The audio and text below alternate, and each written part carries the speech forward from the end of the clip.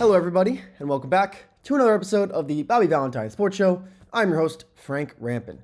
Let's dive into another week of the NFL season. We are halfway through this year's season. Week 9 in the books. Next week, we get into the double digits with Week 10. And after the last game of the 4 o'clock windows on Sunday, before Sunday night and Monday Night Football. So technically we are 2 games over the halfway point, but basically smack dab halfway through the NFL season in 2024. So looking forward to the final push throughout the regular season. Some teams don't have a chance, like my Raiders. They're horrible, but a lot of teams fighting for that end of the wild card spot, especially in the wide open AFC. So let's go to the play of the week. First, we're going to start off in Tennessee, Nashville. Patriots, Titans, 2 not so good teams, 2 teams that are vying for, or Patriots looking for win number 3, Titans looking for win number 2. Drake May, last chance here, 17-10, 3rd and goal, 4 seconds left. So last play of the game, Patriots need a touchdown. Here we go. Not the best 2 teams, but a very good game nonetheless. Drake May, surveying, he's got all day to throw, sits in the pocket, moves right, makes a man miss, moving back to his left. 2 men from the secondary are chasing him down, tackling him, throws it to the end zone, and is caught by Ramondre Stevenson. What a wild play that was to tie the game. Great job from the rookie Drake May to extend that play all the way and find Ramondre Stevenson to tie this ball game up. Wild finish in Nashville. Robert Kraft can't believe it. So, extra point ties it up. It goes to overtime, but Tennessee does win it with a field goal. They kick a field goal. Patriots got a chance. Drake May threw an interception. So, great play to end regulation. His day ended with a pick, but still a lot of promise from the rookie Drake May. So now, I actually have a second play of the week, and I'm sure you've seen this one before. I could not leave this one out. That was a wild play from the Patriots. Had to show that one, but this was the play maybe of the year. 3rd and 6 here for the Eagles. Jalen Hurts surveying, dumps it into the flat for Saquon, makes the first man miss with ease, spin move around the second man, and what just happened? He just hurdled the guy backwards.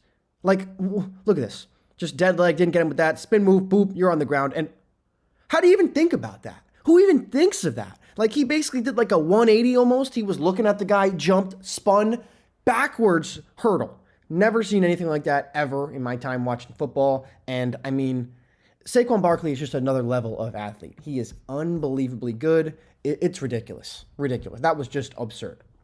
So, maybe the play of the year right there. Maybe the most athletic thing I've ever seen anybody do. Ever. Not just on a football field, just the most athletic thing I've ever seen, period. Crazy. So, 2 plays of the week this week. That one from Saquon is just one for the memory books, for the history books. So, to the game of the week now. This one brings us out to the Pacific Northwest. Seattle Seahawks taking on the Los Angeles Rams. We'll pick this one up early on in the 4th quarter. 13-13 tie. Seattle Seahawks and Geno Smith looking to score going in just outside the 5-yard line. Looking to put a touchdown in, put them up by 6. So, on 1st and goal, Geno takes the snap, surveying, looking left, throwing off his back foot right to Cameron Kinchens.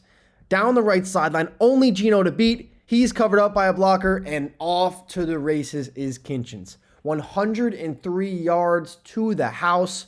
Rams take the lead 20-13, and this was the longest play of the season. The longest play in Rams history. 103-yard pick 6 off of Geno Smith. As the Seahawks were going in to take the lead, they turn it over, and the Rams take the lead 20-13. So a wild swing right there. And the Rams up by a touchdown now. So now, about 8.5 minutes left to go, just under 9 minutes in the 4th quarter. Rams punting, and it's blocked. Inside the 20-yard line, huge play from the Seattle Seahawks special teams unit. They got the ball in the red zone already. So after failing to convert on their last red zone opportunity, Geno throws a pick 6 that was in the end zone. They finally get another chance inside the red zone again with the ball. So here we go. Pick up another 1st down. 2nd and goal now inside the 5. Fakes the handoff to Kenneth Walker. Geno picked off again, and it's Kinchens again. His first 2 interceptions. Cameron Kinchens get Geno Smith again. 2 interceptions in the red zone. Geno, the first quarterback this season to throw multiple red zone picks in a game. Unideal right there. Game remains 20-13. But the Seahawks force a Ram punt, get the ball back here with a chance to tie the game. So just over 1 minute left to go in the ball game. Seattle facing a 4th and 5 in Rams territory. Geno floats one down the left sideline. Jackson Smith-Njigba makes the play. He's leveled out of bounds, but first down Seahawks. The drive is alive. What a huge play from Smith-Njigba. Now next play, inside the 15-yard line, 1st and 10. Geno, this time looking right. Smith-Njigba again hangs on through the tough contact. Tie ball game. Does the Lambeau leap out in Seattle? I guess you call it what? The Lumen Field leap? Tie ball game. What a drive from Geno and the Seahawks after he turned it over twice in the red zone. This time he capitalizes, ties the ball game up with under 1 minute to go. So we head to overtime. Rams unable to score in regulation. The Seahawks get the ball first in overtime. And you know what that means? If you get the ball first in overtime, if you score a touchdown, the game is over. We saw that Monday night with the Chiefs. So 4th and 1 inside the 20-yard line. They bypass the field goal. They want to score the touchdown and end this game. Geno under center, I formation, hands it to Kenneth Walker, trying the left side, and it's stacked up. What a play from this Rams defense to close that hole. Turnover on downs, Rams ball. So now, not just a touchdown, any score wins the ball game. So after Stafford throws 2 nicely placed balls, one to the right sideline, one to the left, it's 2nd and 6 inside the Seahawks 40-yard line. Play action pass. Stafford rolling out left, looks deep down the left side for Demarcus Robinson, and he makes the catch. What a throw and catch there. Walk-off touchdown. Rams win 26-20. What a finish we got in Seattle. What a throw from Stafford, and what a catch from Demarcus Robinson. We're going to see the replay here in a second. See this back angle. Stafford rolling out, chucking one, and look at the way he catches this ball. Boom. One-handed off the tip of the ball. Walk-off, one-handed touchdown in overtime from Demarcus Robinson. 26-20, Rams win. And so, since 2017, that is when the ESPN database started tracking one-handed catches, there have been over 500 one-handed catches in the NFL. Demarcus Robinson was the first one in overtime to win the game. So pretty awesome stuff in Seattle. Walk-off, game-winning, one-handed catch, 50-yard or 45-yard touchdown. What a play from the Rams. And now Seattle has lost 4 games in a row at home for the first time since 2008. So the Seattle Seahawks, after starting off 3-0, really on the skids right now.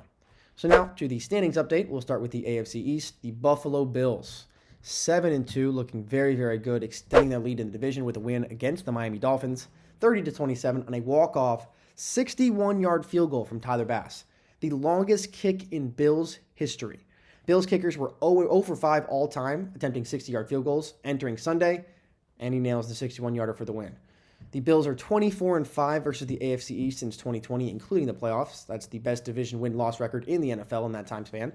They're 3-0 in the division this season, and they have 10 straight home wins in the division. So, man, this Buffalo Bills team really taking a stranglehold on this AFC East.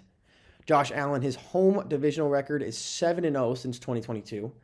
18 passing touchdowns and 4 comeback wins in that span. All those are first in the NFL. And this was Josh Allen's 21st game-winning drive in the fourth quarter OT since 2018. That is tied for the most in the NFL with Derek Carr. Derek Carr not on the good graces of a lot of Saints fans right now, but we'll get into that.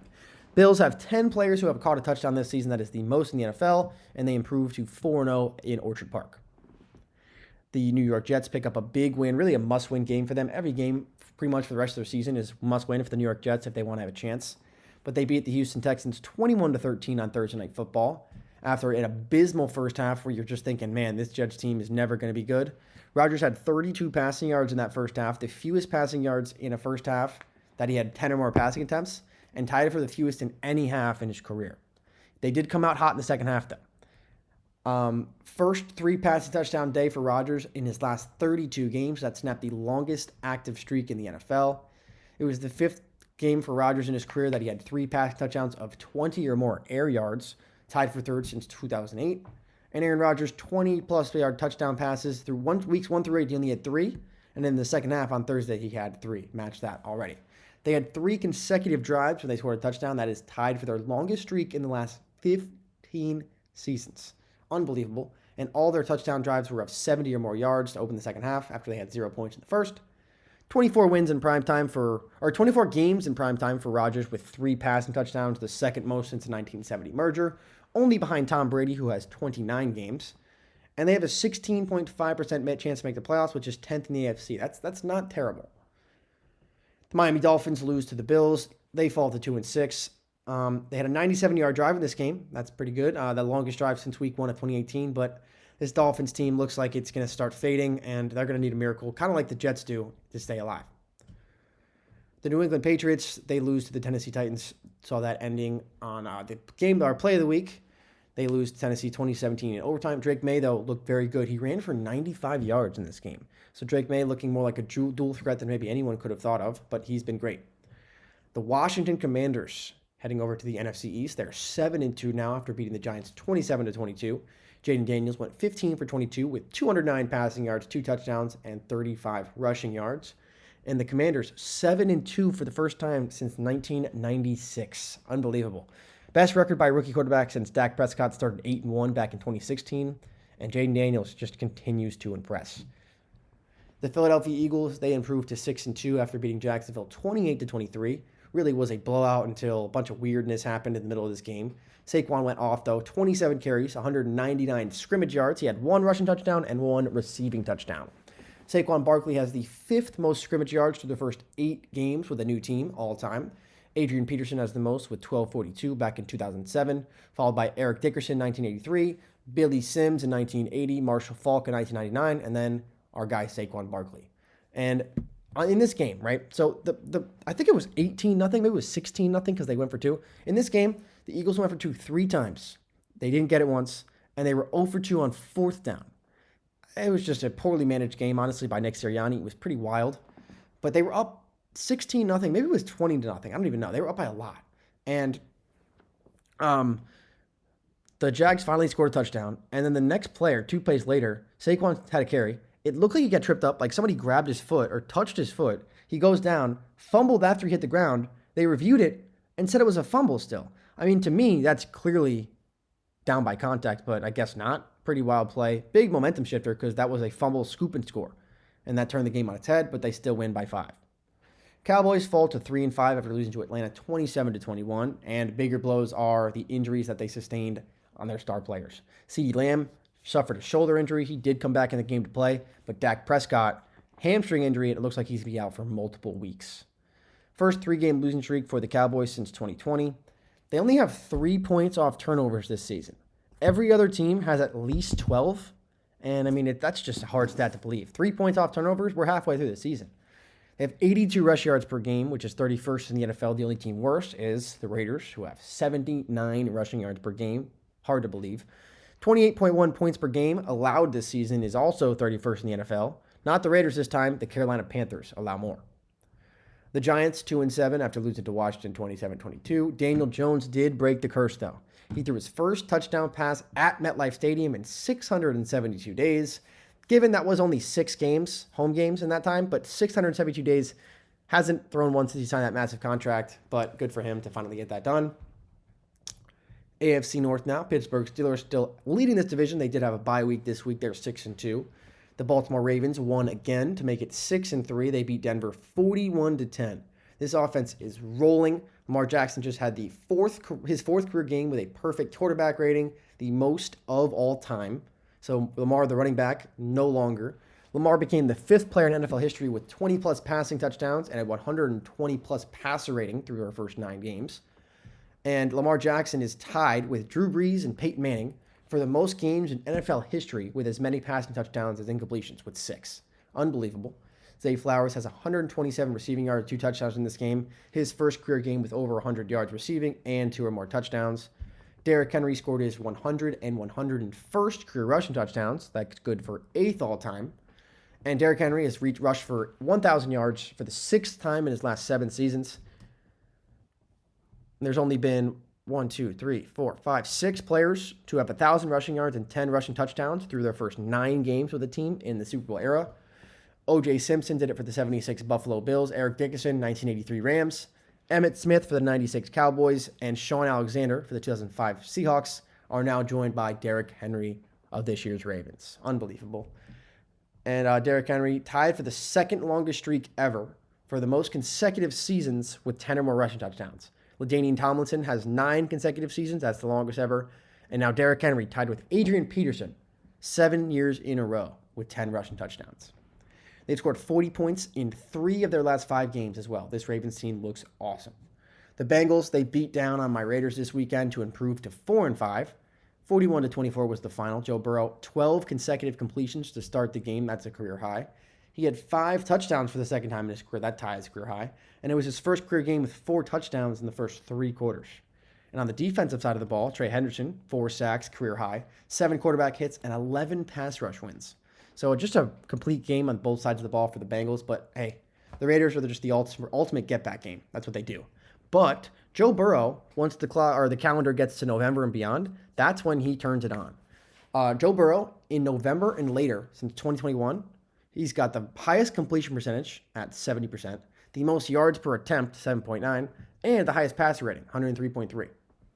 And on Sunday, he went 27 for 39, 251 yards, 5 touchdowns, did throw 1 pick, which was a pick 6 to Jack Jones, but that was the only blemish. And that was actually their first win at home this season, interestingly enough. The Cleveland Browns, they fall to 2-7 after losing to the Chargers, 27-10. And after Jameis had a great game in his first start in 2 years, he threw 3 picks in this game. Not 5, 3 picks in this game. The NFC North now, best division in football, led by the best team in football, the Detroit Lions. Think about that, saying the Detroit Lions are the best team in the NFL. 7-1. 7-1 for the first time since 1956. Unbelievable. They go into Lambeau Field and beat the Packers 24-14 in a game that was dominant. That scoreline really isn't so indicative of how the game went. And in their last 6 games, the Detroit Lions have scored 26 touchdowns, and they have 24 incompletions. More touchdowns in their last 6 games than incomplete passes. Unbelievable. First team since 1933 with more offensive touchdowns than incompletions in a 6-game span. And I mean, I bet that team in 1933 probably threw 1 or 2 passes. They're throwing 25 times a game. 26 touchdowns and 24 incompletions on offense in their last 6 games. Unbelievable. Jared Goff has not thrown an incomplete pass while targeting Amon-Ra St. Brown since September. 30 consecutive targets connecting with Amon-Ra St. Brown. It's got to be some sort of record. Unbelievable. Jared Goff, 78.3 completion percentage in the first half this season, which is the highest in the NFL. He was 11 for 12 on Sunday. And Goff, 83% completions during the 6-game winning streak, which is the highest during any 6-game span in NFL history. He's averaging 219 yards per game. He's got 13 touchdowns to only 1 pick during those 6 games and a 140.1 passer rating. Unbelievable. The Lions have now won 2 in a row at Lambeau. They have not won 3 straight since 1986-91. The longest win streak since 2010-11 of 6 games. Their 6-game win streak is the longest in a single season since 1995. They have the best point differential in the NFL at plus 110. And the Lions, this is their second win this year while being outgained by 150 yards. The rest of the NFL, 2-26. The Lions are 4-0 on the road this year, 2-0 in the division. They've outscored teams 191-67 in the second and third quarters. They outscored the Packers this week 24-3 during that time.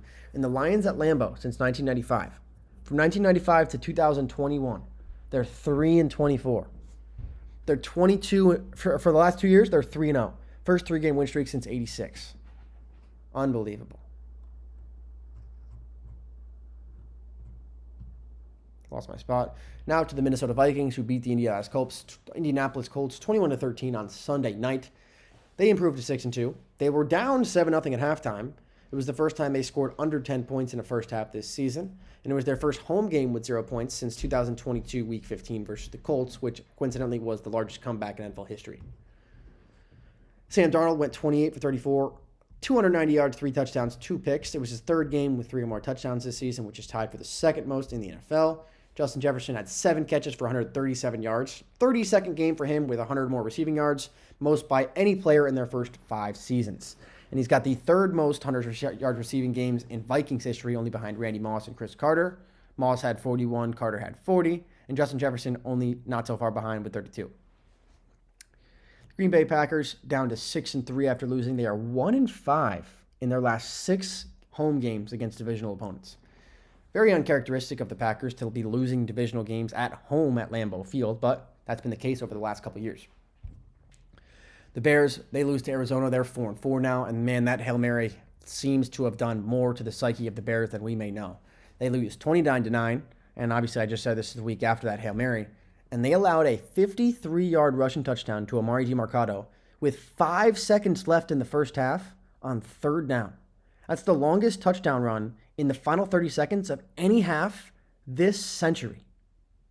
Think about that. So a week after giving up the Hail Mary to Washington, they gave up the 53-yard touchdown, longest rushing touchdown in the final 30 seconds of any half since in this century, in the last 25 years. Ooh, that's bad. So over to the AFC South now, led by the Houston Texans. They did lose to the Jets this week, 21-13. They're 6-3. They had 108 rushing yards in the first half of this game, which is the first time in the last 88 games they ran for 100 in the first half. Joe Mixon has 4th consecutive game rushing over 100 and a touchdown, first since 2019. And CJ Stroud, through his first 9 games this year versus last year, looks like a different guy. Last year, he had 15 touchdowns and 2 picks. He was only sacked 19 times. This year, 11 touchdowns, 4 picks. He's been sacked 30 times. And he got sacked 8 times on Thursday, tying a career high. The Colts fall to 4-5 after their loss on Sunday night. 21-13. Grover Stewart, big sack, early strip sack that led to a Kenny Moore touchdown, his 4th career defensive touchdown, tied for the 3rd most in Colts history. But the offense on Sunday, this Colts team looked horrible. They benched Anthony Richardson after the whole tap-out situation. Joey Flack comes in, and the offense on Sunday had 6 points. That was their lowest of the year. 0 red zone drives. That was their lowest of the year. 13 first downs. That was their lowest of the year. And 227 total yards of offense. You guessed it. Their lowest total all season long. So, in their first game with Joey Flacco as, the actual starter, being the starter ahead of Anthony Richardson, not for an injury, they had their worst offensive day of the season. So now Colts fans probably all messed up now. Don't know what to think, don't know who to turn to. Not a good spot. Joey Flacco is 1-3 in his career against the Vikings, and all 3 of those losses were on the road. Tennessee Titans beat New England. They're 2-6, but they are not very good. The Jacksonville Jaguars lost to Philly. They are 2-7 as well, 28-23. They had 32 total yards at halftime. That's the fewest and a half since 2018 when they had 37 yards against the Texans. The Jags have the most losses by 1 to 5 points this season. They've lost 4 games by 1 or 5 points. The Bengals, Colts, and Jets all have 3. Their third down conversion rate this season is 46%. That's good for 26th. And their red zone conversion rate is 70%, which is good for 31st. Not very good. The Atlanta Falcons in first place in the NFC South, beating Dallas 27-21. Offense looked pretty good. Kirk Cousins has been very good so far this season, very efficient. They scored 2 touchdowns in this game on 4th down. Tampa Bay Buccaneers, they lose to the Kansas City Chiefs on Monday night in overtime. They fall down to 4-5, so a comfortable lead for the Falcons in this division. Baker has 10 passing touchdowns in the last 2 minutes or inside the 2-minute warnings in the last 2 seasons. That's the most in the NFL. The Buccaneers have lost 3 straight and 5 of their last 7. So everyone really in this division besides the Falcons not looking so good. The Panthers, though, they did just pick up their 2nd win of the season. They beat the New Orleans Saints 23-22. Bryce Young had an okay day, going 16 for 26, 171 yards, touchdown and a pick. That's his first win in 4 starts this season, and he improved to 3-17 in 20 career starts.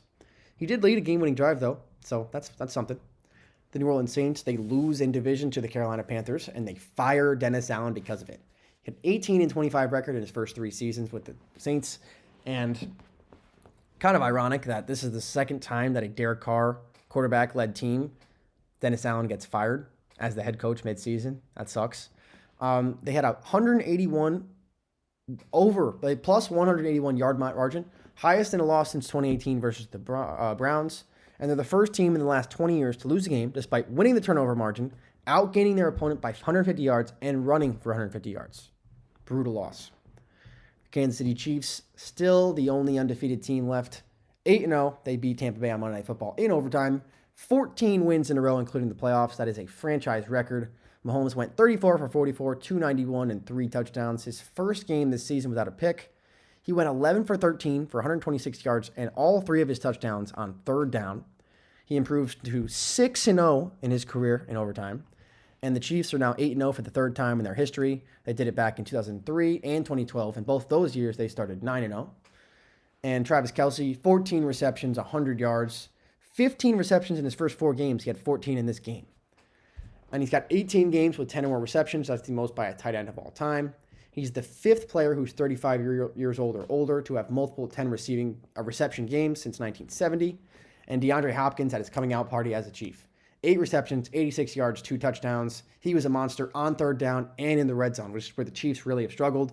He's their guy. Him and Kelce, I guess. And guess who has the most receptions among active players? Travis Kelce, 959. Guess who's in second? DeAndre Hopkins, 953. So now we have the 2 active leaders in receptions in the NFL playing with Patrick Mahomes, and they traded him for a 5th-round pick, or the Tennessee Titans did. Man, that's brutal. And they have 7 comeback wins in their first 8 games of the season, the 3rd team ever to do that. The Los Angeles Chargers beat the Cleveland Browns 27-10. The Chargers defense, has been unbelievable. They're only allowing 12.6 yards per game. That leads the NFL. They're only the 6th team since 1990 to hold their first 8 opponents to 20 points or fewer. Broncos fall to 5-4, losing to Baltimore 41-10. Bo Nix became the first rookie quarterback, the 4th rookie quarterback with a receiving touchdown since the 1970 merger. David Blau, Marcus Mariota, and Cordell Stewart being the others. And my Raiders, they're 2-7, losing to Cincinnati 41-24. And our only glimmering bright spot, our rookie sensation, Brock Bowers. He's been unbelievable. He had 32 catches in the month of October. That led the NFL. He's got 52 receptions in his first 8 games, the most in NFL history by a tight end. And he's got the 3rd most receiving yards by a tight end in his first 8 games, only behind Mike Ditka, who had 581 in 1961, and Kyle Pitts, 546 in 2021. And, I mean, this guy leads the NFL in catches at the halfway point. Leads the NFL in catches at the halfway point. The last tight end to lead the NFL in catches was Tony Gonzalez back in 2004 with the Kansas City Chiefs, and the last rookie tight end to do it was Don Looney in 1940 with the Eagles. So on pace to maybe do something that is historic, first time in 20 years that a tight end does it outright, and the first time in, 60 years? No, 80 years that a rookie tight end leads the NFL in catches. But Raiders offense has been so bad through their first 9 games. They fired their offensive coordinator, Luke Getsy, and the offense this season is averaging 18.7 points per game. That's good for 26th. 280 yards per game, 29th. 4.6 yards per play, that's 29th. Again, third down conversion, they're 34%, 26th. And they have 19 turnovers. That is last in the league. So time for a change. Bye-bye, Getsy. Over to the NFC West, the worst division in football, I guess, by the leader. 5-4 Arizona Cardinals lead this division after beating Chicago 29-9. Trey McBride makes Arizona tight end history. From 1990 all the way to 2022, a 32-year span, no tight end had a 100-yard receiving game for the Cardinals. There were 131 different tight ends in the NFL to have 100 yards during that span, but no Cardinals. So now Trey McBride comes in since 2023. He's got 3 games of over 100 yards. Awesome. And back-to-back games with a safety for this Cardinals defense for the first time in franchise history. 5 wins is the most by the Cardinals since 2021. They're above 500 for the first time since that 21 season, and they ran for 213 yards. Their first game with 200 rushing yards and 3 rushing touchdowns since 2020, and I said they have 5 wins. Those 5 wins already surpasses last year's win total. They went 4-13. The Los Angeles Rams saw them in our game of the week, 26-20 in overtime over Seattle. Cameron Kinchens picked off Geno Smith twice. The first one in the end zone and returned it for a 103-yard touchdown. Longest play of the season and the longest play in Rams history. Stafford has a 63.4% completion percentage, 6 pass touchdowns, and 3 picks during the 3-game win streak. And I said it before in the play of our game of the week. The walk-off went at a touchdown from Demarcus Robinson, the first overtime touchdown one-hander ever tracked by ESPN in over 500 one-handed catches since 2017. The Niners, they're still 4-4. They had a bye. And Seattle, they lose to the Rams 26-20 to fall to 4-5. 4 straight home losses for the first time since 2008. And Geno Smith, the first quarterback this season to throw multiple red zone interceptions. So that does it for week 9, halfway through this NFL season. Hopefully you enjoyed the first half of these recaps. Keep going all the way through the rest of the season. So I'm Frank Rampin. Hopefully you enjoyed this one. Peace out.